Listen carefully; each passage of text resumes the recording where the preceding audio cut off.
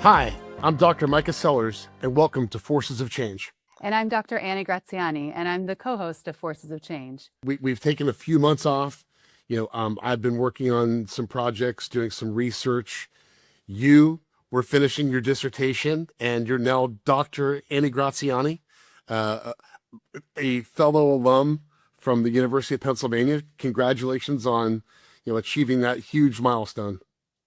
Thank you. It's an exciting moment. It also, it's invigorating and it's thought-provoking on really what's going on, in the forces of change upon us right now. So, one of the topics that we're going to cover today is education, a meaningful pillar of society, right? As you mentioned, our goal here is to really talk about all of the different forces of change that are at play, that are helping to shape, the future of humankind.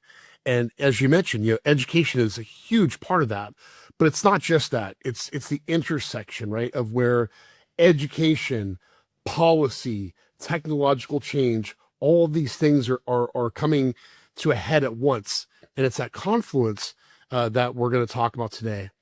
And as we, kind of teed this up, one of the things we thought about was, this is a bridge that no one's building. When you think about the challenges in higher ed today, as it relates to the technological shift that we're seeing, as it relates to, kind of the lack of focus from a policy perspective, it's a huge problem. And you think about, kids that are going to college today, what are we asking them? The message is, you're going to borrow $40,000 for a credential, that many families today are no longer trusting, and employers are quietly repricing. And then you're going to graduate in 4 years. You're going to use that degree to compete for entry-level knowledge worker jobs that are increasingly harder to reach. We've all seen it, happening in the news. Students are graduating and the jobs just aren't out there. There's a lot of reasons for that. One of which is technology. AI is, essentially rewriting employer demand. When you think about those knowledge worker jobs, and we'll get into how that, kind of lines up across different academic disciplines. But, we're also asking, these kids to trust that the adults in charge have a plan.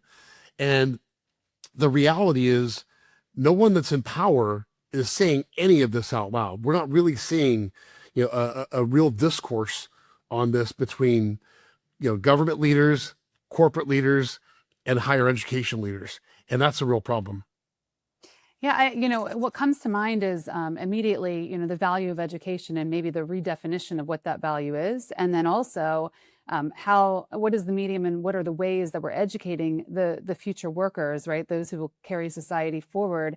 How are we igniting their interest and their curiosity and their desire to become educated in ways that serve them and serve their contribution to society? So, when I think about that, yeah, it's totally true. And as we were kind of prepping for today and talking about it, one of the points that you made is that the verdict is already in.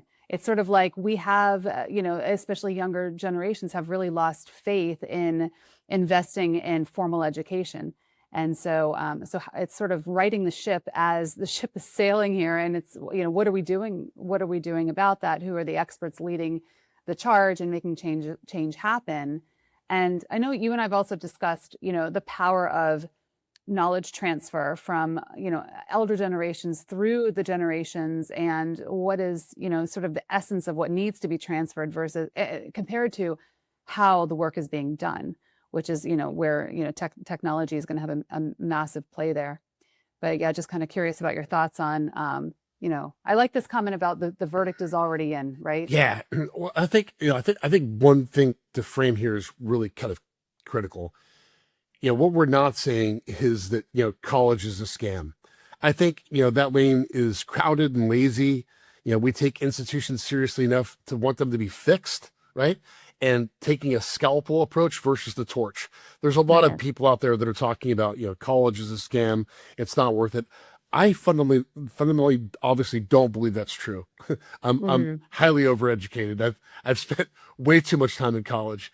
But I think the bridge between school and work quietly broke, and a lot of leaders acted like ostriches. They just stuck their head in the sand and pretended the problem wasn't happening.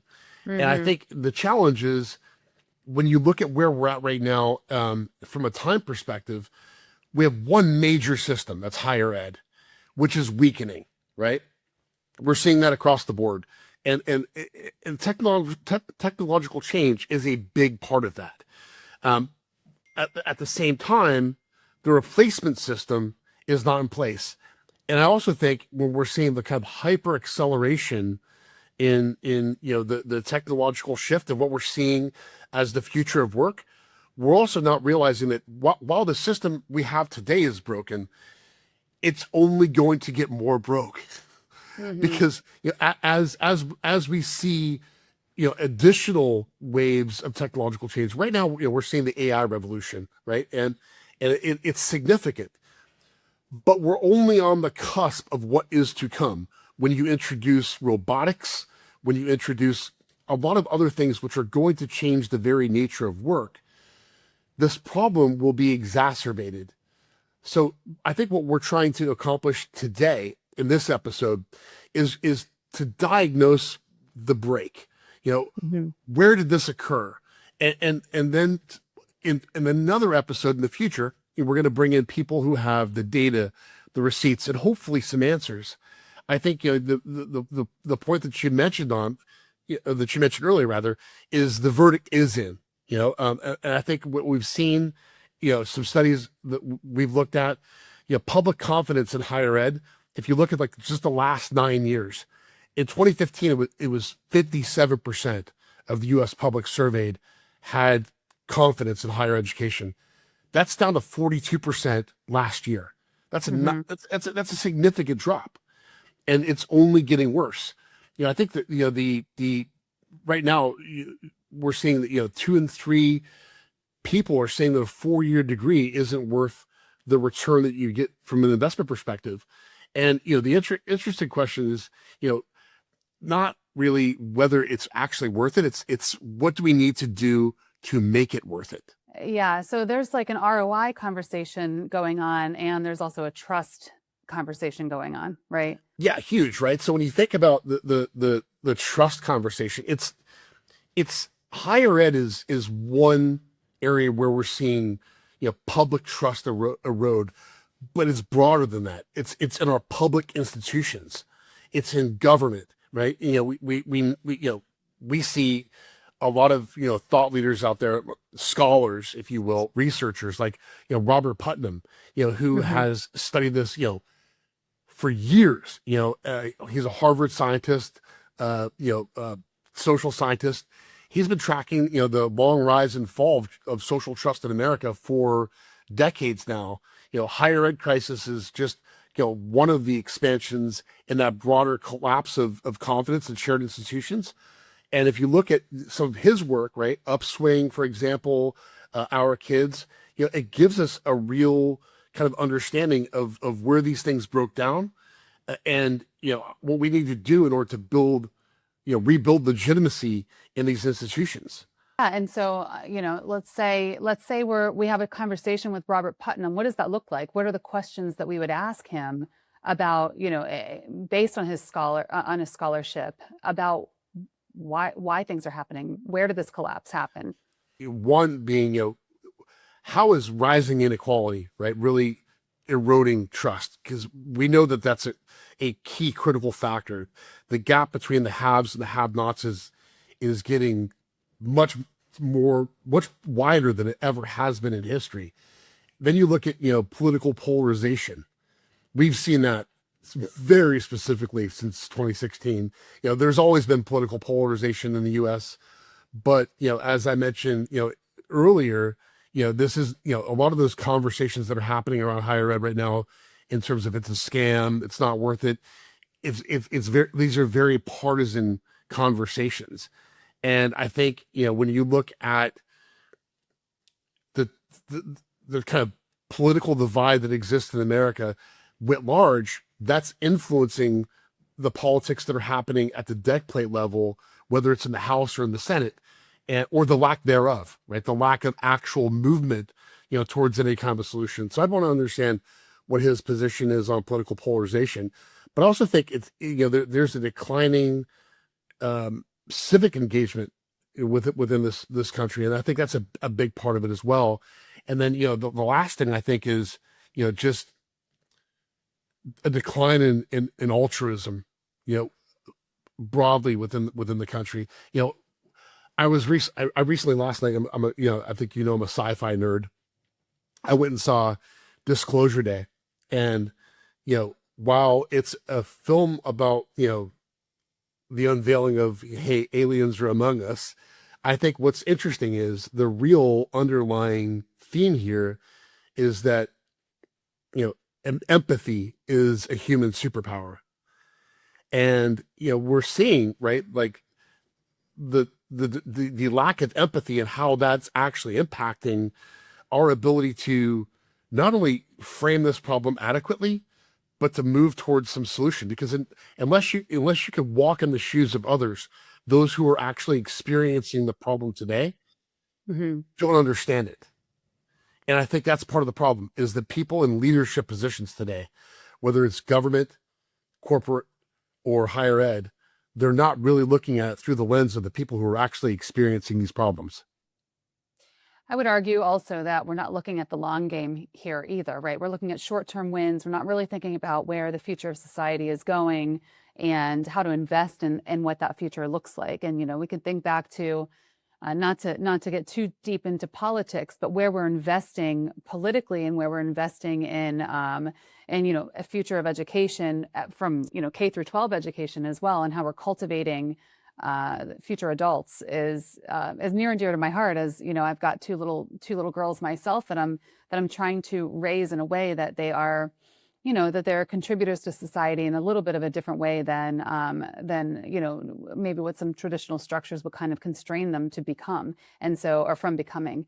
And that's really important. That's really important to me. And that's yes, I understand that's coming from a bit of a point of privilege, or maybe even from my own observations and maybe my own upbringing, and how creating curiosity in the mind and challenging boundaries and all of that. That's not something that is available to everyone to even consider. It's something that was cultivated in me that I'm sort of manifesting through the way that I'm raising my children. But that's not something that is always available to a lot of people, and or even that it's cared about, right? Because we're sort of sometimes quite happy that we're moving our kids through the system so that we can go and do our jobs and all of that. I mean, my work is very much on workforce transformation and where we're going in the future of work and how we're reshaping that and who are writing the rules. So very much next to this conversation on the topic of education.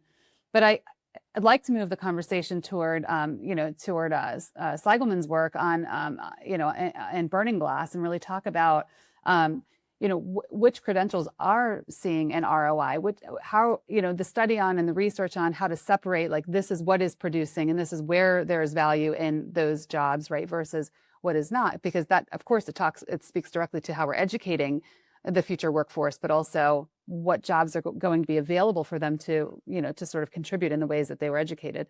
So thoughts on that?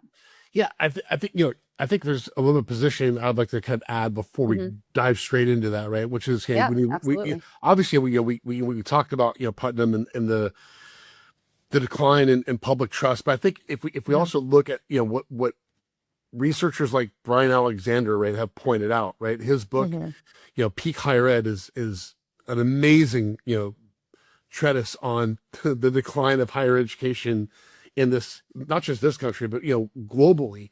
And I think he's one of the clearest voices that are saying this is a structural turning point. We're not in a rough patch. This is something that's structural. We have this archaic system that has been designed that maybe worked in a 20th century context, but doesn't work today. And I think what he said is essentially that that era of like higher ed kind of peaked around 2012, and we stopped innovating. We stopped looking at how do we fix some of the underlying structural problems, and institutions are acting like we're still in that old growth model of higher ed, and it's just not there. And I think his larger theme is like, this nostalgia is not a strategy. This idea that you go through K through 12, And then you go off to a 4-year university, you get a degree, and then when you graduate, everything's going to be magical. The land of opportunity for that investment is there for you. I think that's a huge problem, which gets into the point of like where are things at in terms of realistic ROI. And I think the thing that you pointed out is like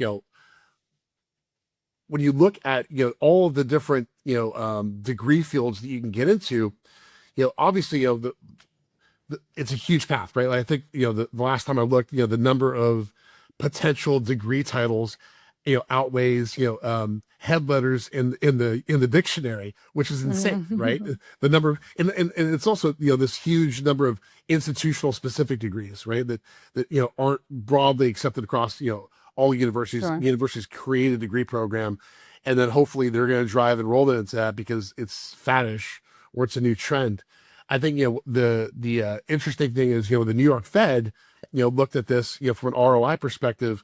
Obviously they're a hugely credible institution, and what I think their study showed is while the median return is still pretty strong, and it sometimes outweighs what we see in financial markets in terms of ROI. The reality is that the gap on those degree programs that traditionally provided an ROI are declining rapidly. Take for example, computer science. Mm-hmm. If you look at the widening gap in the unemployment rates, right, of students graduating with a bachelor's level degree in computer science today, or even the demand for that segment of the workforce, the lower end, just out of college, haven't really spent much time in the market, that's being replaced by AI. Mm-hmm. That's being replaced by vibe coding. That's being replaced by technology. And then if you look at jobs that traditionally had a very, very strong ROI, like for example, other STEM degrees or business degrees, again, those entry level jobs are today being replaced by artificial intelligence. I think that's a huge problem. Yeah, I mean, we're resting on our laurels instead of innovating what could be and where we're going, right? I think it's worse than that. Definitely worse than that. That might have been the nice way to say it. I think from my perspective, the biggest problem is it takes a three-legged stool to fix this problem. It takes government, Mm-hmm.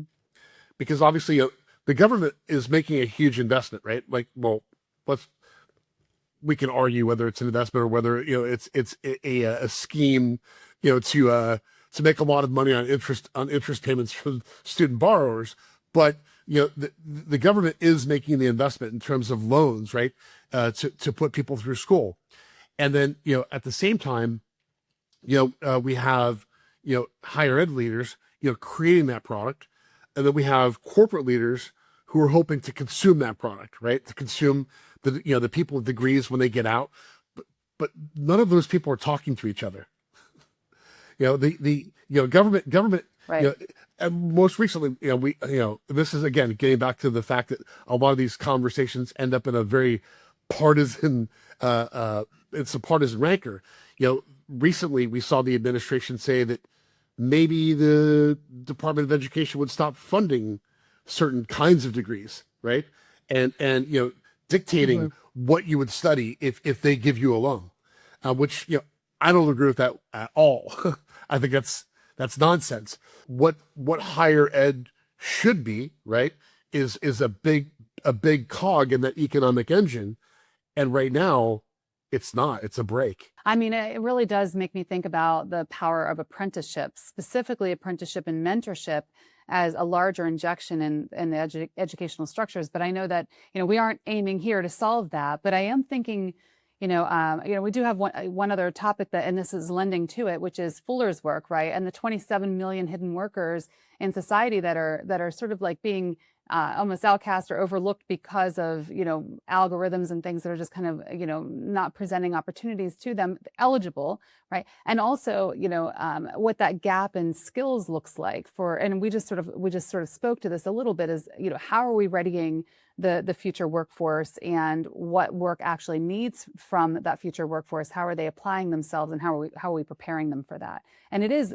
much to do. And we all know this. We all absolutely know that what we learn in school is rarely what we apply in the workplace. We learn, by drinking from the fire hose or being thrown to the wolves or whatever you say, right? We just get into it and we just learn it in practice, which is basically on the job training. But I agree with, some of what you're saying about absolutely with, this kind of like more intermittent kind of, or, like work and learn and work and learn to bring it into practice. So let's talk about those two things. So, or at least let's talk about like what this gap looks like. I'm kind of interested in how do we surface these eligible, employees, Yeah, right? I think one of the things I've been working on, which I think you're aware of, is what I call the readiness gap.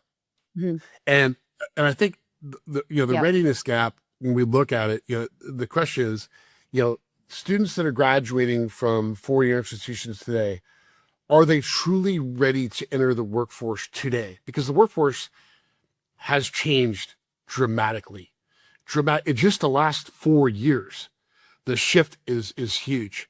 And we're seeing that not just in terms of the kind of displacement, right, of entry level jobs, and to the degree, right, some jobs at the top and in the middle, but I also think we're seeing a shift in what employers are looking for. 4-year institutions, right, that are degree granting 4-year institutions, you know, um, they Mhm. don't necessarily align their programs with what the market is actually asking for, right? There's a huge gap, and the Mhm. gap is not because they don't want to, and maybe some of them do, maybe some of them don't. I don't know. I'm just guessing. It's not because they want to, but the reality is the level of bureaucracy that exists in 4 institutions in terms of changing curriculum. As a former, more than a decade, adjunct at Georgetown, I can tell you making a single change in the curriculum requires multiple committees, which is insane, and more than a year or 2 years to actually get instituted before you can make that pivot. So when you think about where higher ed is today, and as you mentioned, it's like, where are we going? They need to be planning on what are the jobs in 5, 6, 7, 8, 10 years from now for the students that are starting now, and making those changes to the curriculum, making adjustments so that they have value when they enter the workforce. But the problem is that's not happening because the conversations between all the different constituents, the stakeholders, that need to be in this conversation aren't happening. I kind of feel like, and just riffing here, I kind of feel like we need like a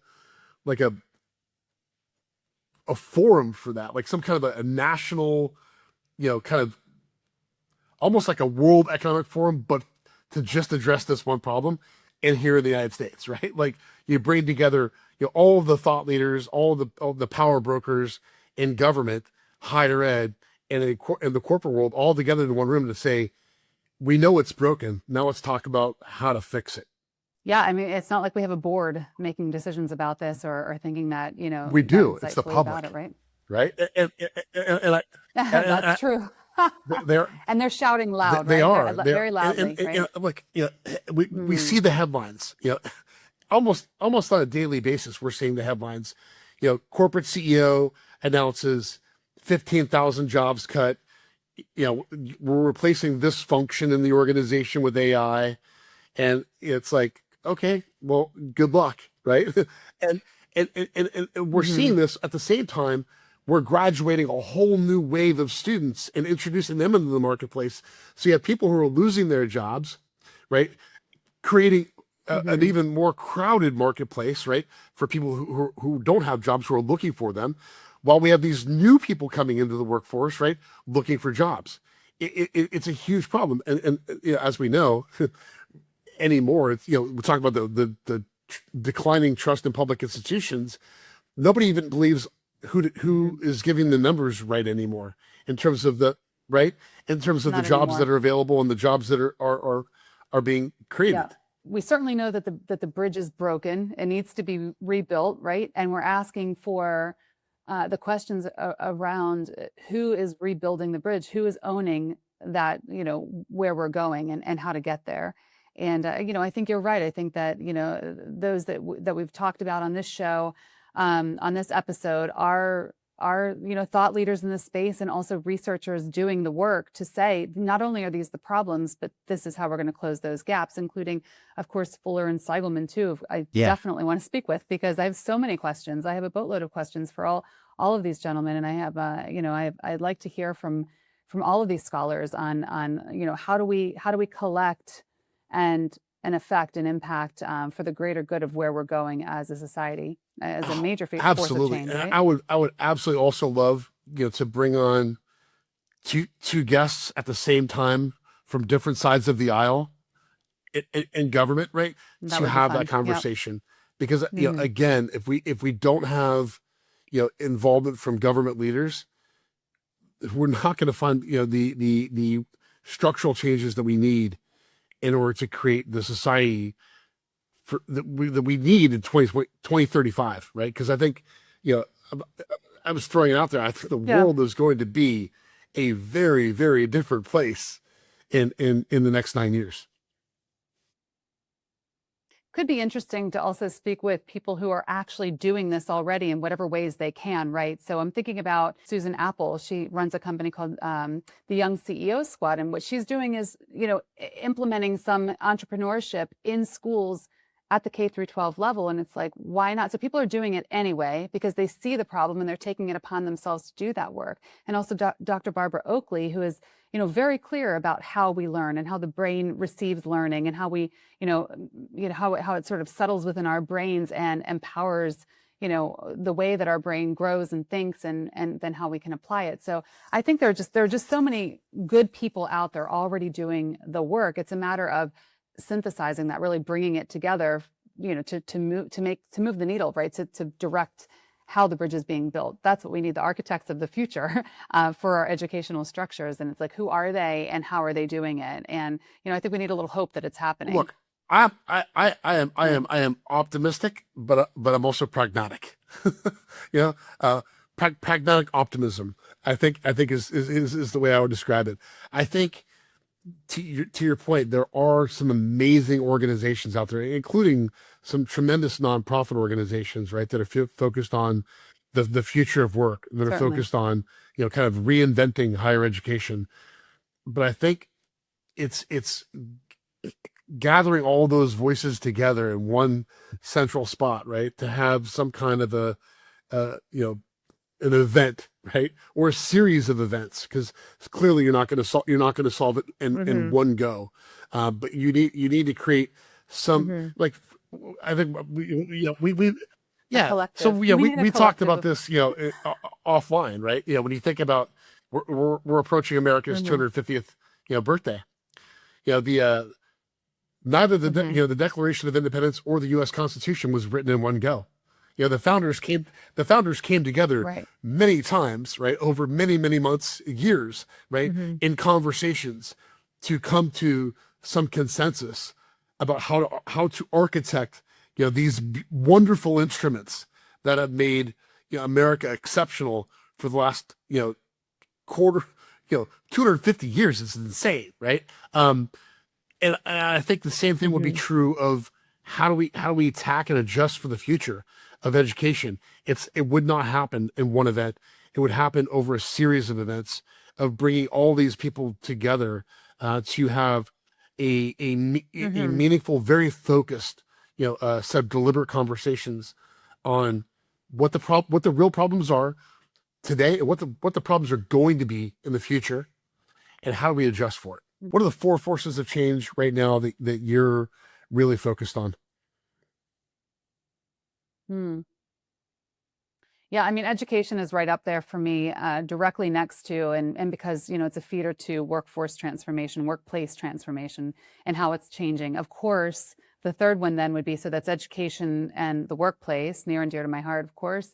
And then it's sort of like how technology is changing. And then, of course, politics, right? Because politics are in such a polarizing state right now. Those are the 4 that I think, when we can sort of relax and redirect how they're operating together, we at least start to have a foundational direction or shifts in how we're restructuring where we are in human society. I mean, we really are, not to sound too pessimistic or negative here, but we are really in a polycrisis moment. And I think we're by and large kind of almost always in a polycrisis moment, right? Everything's not hunky dory almost ever for all people, but right now it seems to be in a pretty critical moment, and we've got to course correct. And I hope that I do have hope that we are equipped, right, as a society, in our thought, in our innovation, in our ability, in our desire, and our demand for making change happen. So who's leading that is the question mark, right? That's kind of what we're talking about here.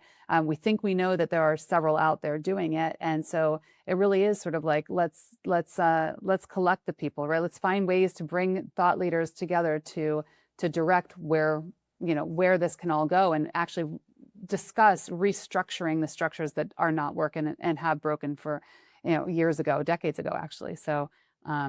Bringing those thought leaders together is I think maybe, Mikah, what you and I are hoping to do here is, helping to make change happen by just calling it out. Couldn't agree more. I think, you nailed it. The intersectionality, right, of these forces, higher education, the future of work, the technological change that we're seeing today, and then, the kind of going all the way back to Putnam, right? The political, divisions that we see continuing to widen, right? Are causing significant challenges in addressing this very fundamental problem that impacts all of us. Because when you have the people, right, at the very top, right, who are right now, living their best lives. Their wealth is expanding. Their opportunities are expanding. You have the people at the bottom who are just getting crushed, and then you have the middle. Yeah, they're in survival mode. There's so many. And the middle is shrinking, right? It's just shrinking.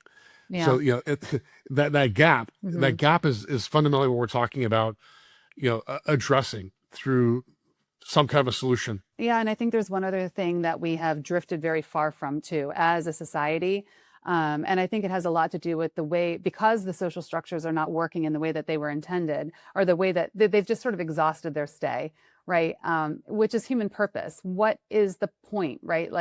And I don't mean that to depress anyone. I think that I'm a firm believer that everyone has a reason to be here, right? We all have a contribution that we're meant to make. And again, not to sound too altruistic, but I do believe that that's the point of, why we exist, is to complement each other's shared talent.